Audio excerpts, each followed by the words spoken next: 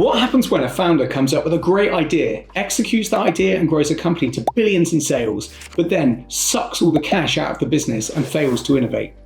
If the founder makes a ton of money, buys mansions, jets and yachts, but the company ultimately fails, then is it a success story? Let's find out. This is the story of Nick Woodman and his company, GoPro. Nick Woodman was born in California and is the son of a successful investment banker. Nick had the entrepreneurial bug from a very young age and founded his first tech startup in his early 20s, but as with a lot of first ventures, it failed. He decided to go traveling and take some time to work out what was next, and in 2001, he headed to Australia and Indonesia. Now, the story goes that whilst he was in Australia, Nick was surfing and wanted to take some photos of himself, so he bought a cheap camera and strapped it to his wrist with a rubber band. It didn't work very well, but the idea for a surfer cam was very much on his mind. Most surfer photos and content were taken from the shore, and Nick thought it would be cool to come up with a way for surfers to capture their own images. Next up, he went to Indonesia, and in Indonesia he found these shell belts that he could buy for less than $2. He bought a ton of them and went home. When he got back, he did two things. Firstly, he went driving up and down the California coast in a VW camper. He would stop off at surf shops and sell the shell belts that he bought in Indonesia. He bought them for less than $2 and was able to sell them for about $30 a pop. He also prototyped his surfer camera idea. To do that, he needed cash. So he invested the money that he was making from selling the shell belts and borrowed $200,000 from his father to get going. Quick side note, we can't casually say he borrowed $200,000 from his dad. Most startups find seed money a little harder than that. Nick was from a wealthy family, and this certainly gave him a big boost in the early days. Nick worked with a Chinese manufacturer called Hotax to create a small, cheap 35mm camera. The cameras cost Nick $3.05 per unit.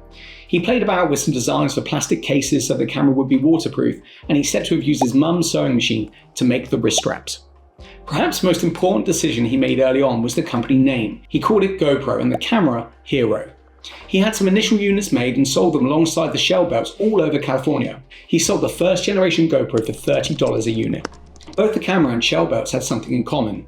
He was taking a cheap product and selling them for really good margins. Nick was a great salesman, and in year one, GoPro revenue was a reported $150,000.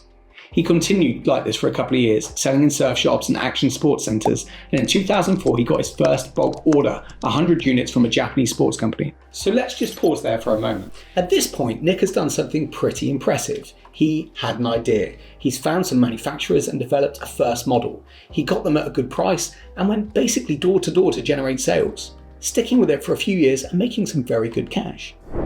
In 2005, things started to heat up. Nick went down to the QVC studios and stood in line for a chance to pitch on the shopping channel. He had a 10-minute slot in which he sold 3,000 units. 2005 revenue jumped to $350,000 and GoPro was becoming a real company. Nick started to think about version 2 of his camera, and in 2006 the camera landscape was a little different from what we think of today. This was a pre-iPhone era. Mobile phones had cameras of varying qualities, but most people still had a separate digital camera. These were not waterproof or suitably durable for the sports action category that GoPro was pioneering.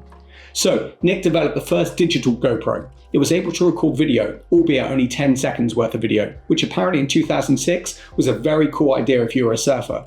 GoPro revenue jumped to $800K. In 2007, GoPro focused on the quality of their camera, more megapixels, better frame rate, all that good camera stuff, which improved the business, and revenues jumped to $3.4 million. Now, it's important to think about what else might have been happening around the time to contribute to this growth in GoPro sales. The birth of social media.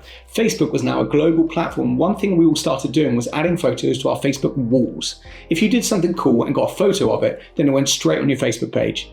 Now, no one was doing anything cooler than those with GoPros. Now, I'm not quite sure how GoPro achieved this, but there was one other thing that happened, where people would add to their videos that they were filmed on GoPro. The idea that cool action content was almost exclusively made on GoPros became a thing. Gave it that sort of brand cool factor that's only really reserved for the very elite brands. 2008 saw the addition of mounts. This meant the camera could be added to helmets or strapped to basically anything, making it suitable for all sorts of activities. Revenue kept climbing, now at $20 million. In 2009, two very significant things happened.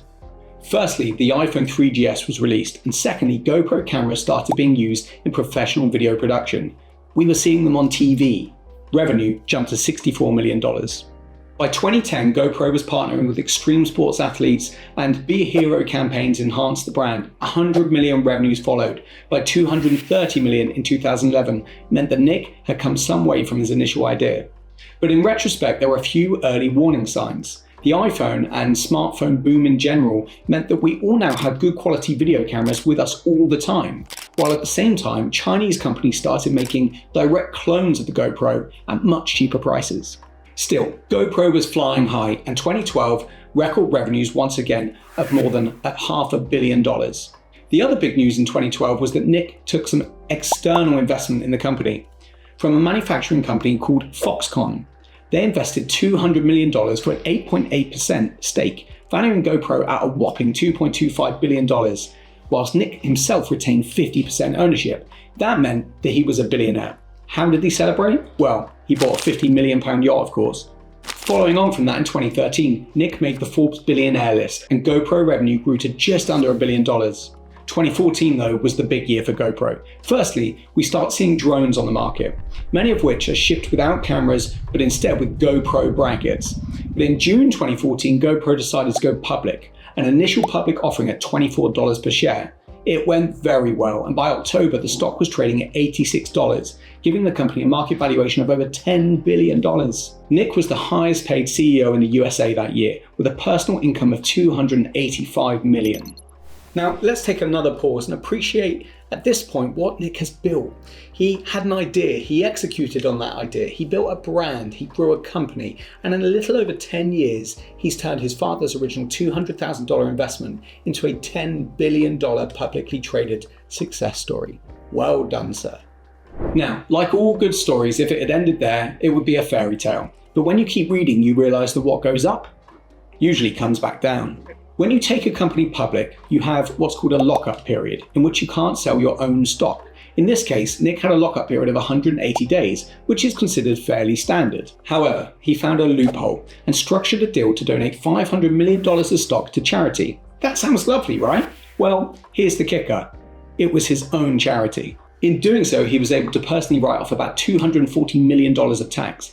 What's even worse than this is that the market and everyone who had invested in the company really didn't like it. The stock started to crash, wiping $1.3 billion off the market valuation of GoPro. This means that Nick's decision to take $500 million into his own charity reduced the value of his own business by $1.3 billion. Ouch. But that wasn't the only ouch of the post-IPO GoPro, who suddenly started to lose control of the fundamentals that their company had been built on. Staff numbers went from 700 pre-IPO to 1,600 just 8 months later. Budgets for marketing are said to have jumped tenfold, and operational costs exploded. GoPro also decided at the same time that it wanted to become a media company. They started to invest in their own content production and streaming platform with a travel show, a reality show, and even a children's television show. All this happened whilst Chinese companies were selling clones of GoPro cameras for a fraction of the price. Oh, and by the way, GoPro cameras cost more than $300 a unit by 2015. Despite losing money, top-line revenue continued to grow to $1.4 billion, and in 2015, Nick appeared as a guest shark on the very popular TV show Shark Tank. He continued to build his personal brand, and he continued to spend big, adding a new super yacht to his list of assets. Meanwhile, GoPro was losing money to the tune of $400 million. In 2016, GoPro released the GoPro Session, which was not popular, and worse, they were sued by Polaroid for copying their design. GoPro had to reduce the price, and the share price continued to fall. Despite this, revenues grew to $1.6 billion. Nick takes home a personal income of $800 million that year. That same year, they finally got into the drone game with the Karma drone. Now, GoPro fans were super excited by this, but their excitement was very short-lived. The drones had massive reliability issues and literally fell from the sky. The online community that built GoPro brand was now responsible for damaging it, with social media covered in footage of dangerous drones crashing. GoPro had to recall them and take them off the market. Their drone efforts never recovered.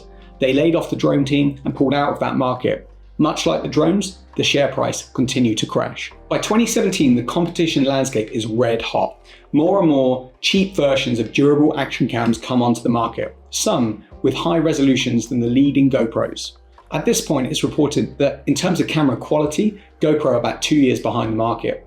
Their lead has not just gone, they're playing catch up. The share price drops below $10 a share for the first time. Nick buys himself a brand new jet. By 2018, GoPro are doing things that companies do when they're losing money hand over fist. Layoffs, almost 1,000 of them. In the past 6 years, if you take the COVID year out, GoPro top-line sales have remained around $1 billion mark, which shows they can sell, their brand and their fundamentals are good, and there's a demand for their product. But unlike the early years, they're not growing, but slowly shrinking. Nick and his team have tried to change the direction and get back to what made them a success. They're no longer trying to be a content platform or a drone company. They now ship cameras and software, with subscriptions to their platform a key focus. Their cameras and their models are still evolving, but they're very much incremental enhancements rather than innovation. They continue to be plagued by the same reliability issues that they've always had across their range of products. The company did recently announce a licensing deal with Microsoft whereby GoPro allows Microsoft to use some of their patented tech on file storage, which is a nice new revenue stream. Their share price is a sorry sight, and today you can buy a share in GoPro for $1.56. The entire company market cap is $237 million, a long way from their high of $10 billion.